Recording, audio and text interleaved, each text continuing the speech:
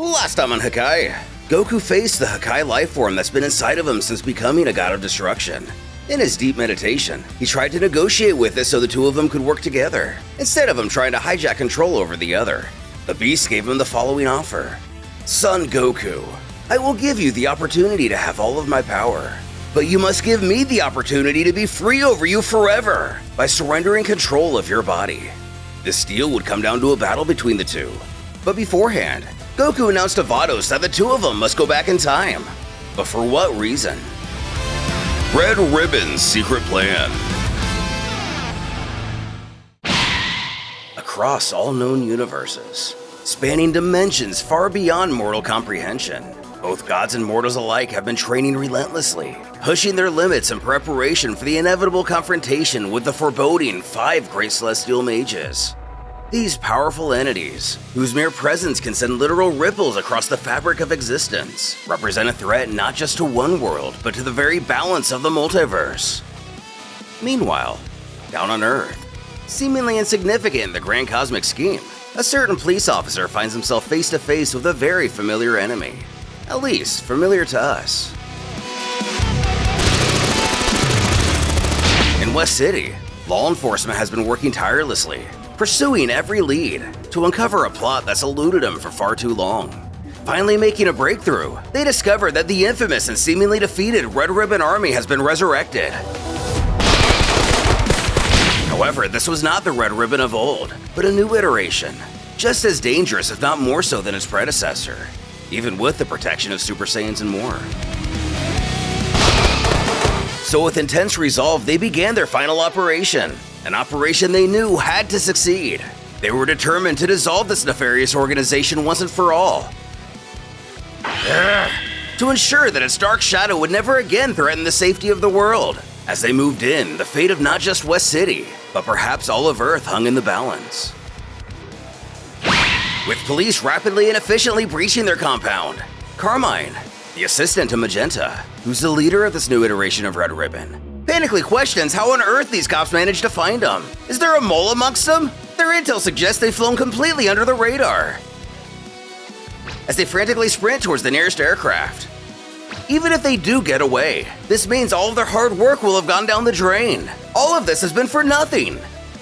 But in his leader's eyes, he's wrong. It hasn't been for nothing and hope isn't lost. Magenta firmly vows to resurrect Red Ribbon once more, no matter what it costs. Before suddenly, someone descends from the sky and lightly taps down to block their path. Krillin boldly shouts that they won't escape. Completely unaware this isn't just some ordinary dwarf policeman with no nose, Magenta commands his lessers to shoot to kill.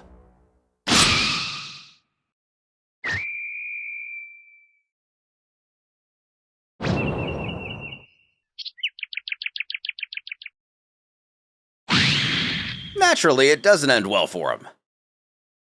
Sergeant Nuts, that is her real name, congratulates him on this most remarkable arrest. If it wasn't for all of his efforts, they probably would have never discovered the secret base. From the little they've been able to find out, these guys were working on some extremely dangerous technology right here. In other words, he may have saved a lot of lives today because of his actions up to this very moment. Thank you, sir. He modestly retorts that he's just doing his job. She thinks after working so much overtime, he can finally take today and tomorrow off. If they find anything important, she promises she'll let him know. Thanking her again, it seems Krillin is pretty eager to get some R&R.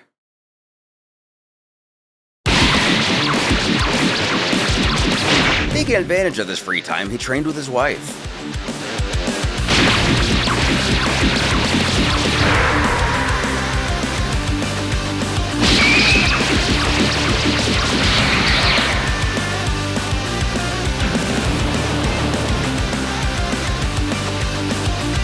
Still not quite feeling he's up to par with her. He questions, "Don't you think you're going a little too hard on me?" Landing gracefully, she replies, "If I go easy on you, you won't be able to evolve, and you'll be an easy target for enemies." He definitely needs to try to hit harder. Then spotting Roshi, She notes that even that old pervert's still trying to improve. In fact, she'd totally forgotten he was here up until now, losing count of just how long he's been sitting there and meditating. He's completely focused and not letting stupid things distract him.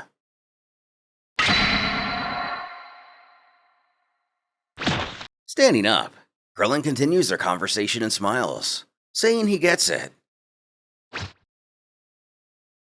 He's a total failure. Among all the others, he must be the only one who's barely progressing.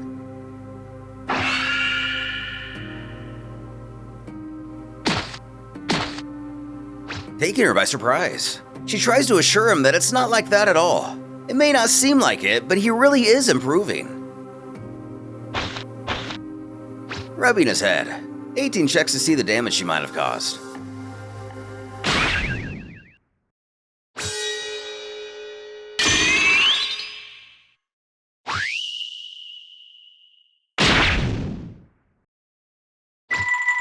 Before Roshi's focus can be completely broken, Krillin's watch begins to ring. Answering, a hologram of Nuts appears. Formally addressing him, she acknowledges that she knows she just gave him the rest of the day off and is sorry to bother him, but they've discovered something important in the Red Ribbon archives and thought he ought to know. He quickly assures her it's no problem at all and he's more than eager to get back to the scene. His wife, well, not so much.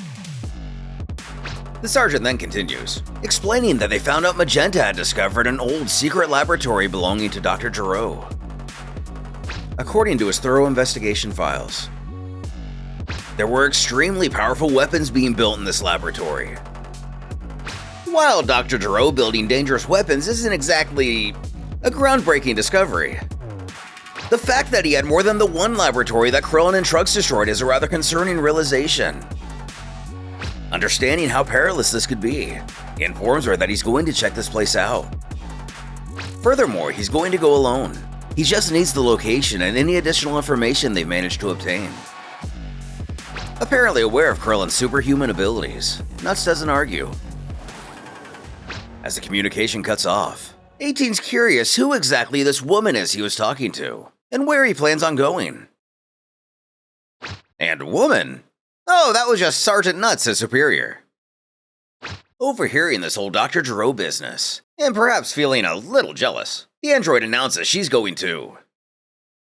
Which actually sounds like a good idea to Krillin. She'll probably be able to help him answer a lot of questions. With the given instructions as explained by Nuts, the two of them arrive at the infamous Dr. Gero's secret laboratory.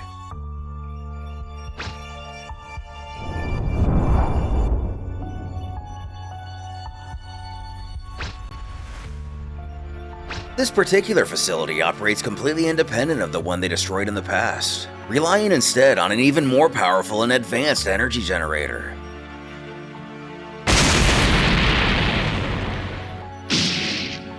Quietly entering, Krillin wonders aloud, who would have ever imagined that Dr. Gero had a place like this hidden away in such a remote location? 18 readily agrees with him. That old man really was full of surprises after all. Spotting what looks like yet another iteration of the villain's supercomputer, they realize that they'll likely get a few crucial answers from whatever's stored on it. Reminder, it was a computer like this one that was capable of incubating Cell. While he tries to log in,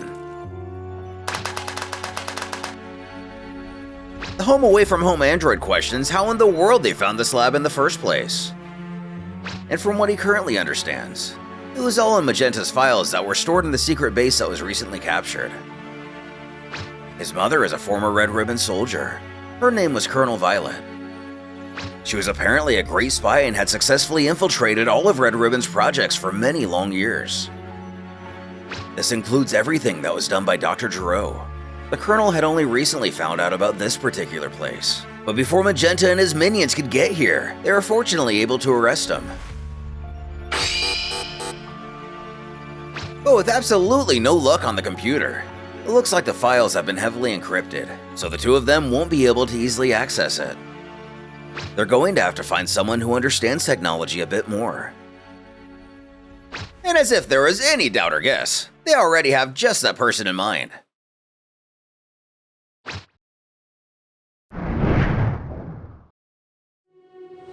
zipping back and forth to and from the lab. They return with Bulma, knowing she's just the person to help figure this out. After all, where would our heroes be without her? Although she probably is just as much here to feed her own personal curiosity regarding the situation. Looking at the screen, it's clear to the brilliant scientist that not just anyone would be able to decrypt this. Even for her, it's going to be an incredibly difficult. However, taking an entire 15 seconds to figure it out, she's unlocked it.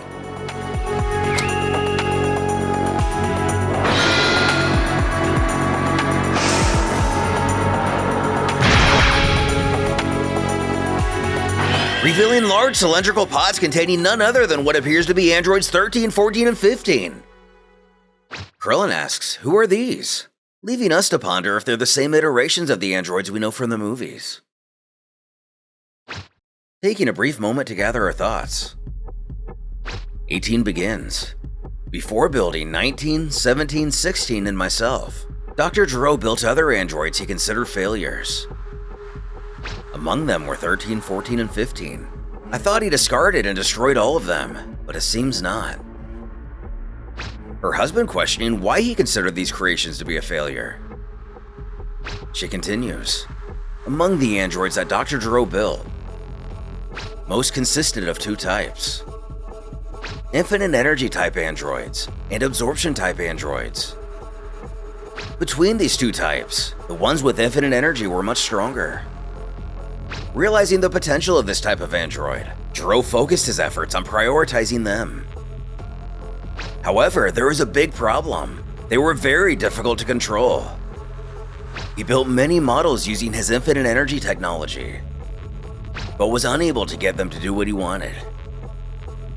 He found that even if he reduced the potential of his own creations, if he reduced their mental stability, he was still never able to control us completely. I was the last infinite energy type model. I was also the weakest. But even so, he was never able to control me either. That's why the next model he built was Android 19, the one who attacked you guys first several years ago. He was an absorption type, inferior and weaker, but Gero was able to get him to do his bidding. Meaning that the further down the production line you go, the weaker Dr. Gero's creations gradually became. Each subsequent android, while still outrageously formidable for their time, lacked the same level of power and sophistication as their predecessors. That's why Android 16, with his towering frame and incredible strength, was clearly stronger than 17, and 17, faster and more agile, was stronger than 18. Needless to say, Android 18 with their cold precision was obviously stronger than 19, whose very design appeared bulkier and more rudimentary in comparison. Just using simple logic, it stands to reason that these newly discovered androids 13, 14, and 15 should be more powerful than even 16 was. And as far as they go, they were extremely powerful. Far beyond the capabilities of any android that came after them. And yes, much more so than Android 16. However, such power came at a dangerous price. These particular models were also much more unstable than Gero's other creations. Their raw strength and potential were overshadowed by their unpredictability, rendering them negligently volatile in their creator's eyes, too risky for even Gero himself to try to control. Spotting something important. Bulma thinks she understands everything. This is not an ordinary computer. It's programmed with a very advanced artificial intelligence that was actually trying to finalize the development of these androids. It seems Dr. Gero tasked it with solving the mental instability problems she just mentioned.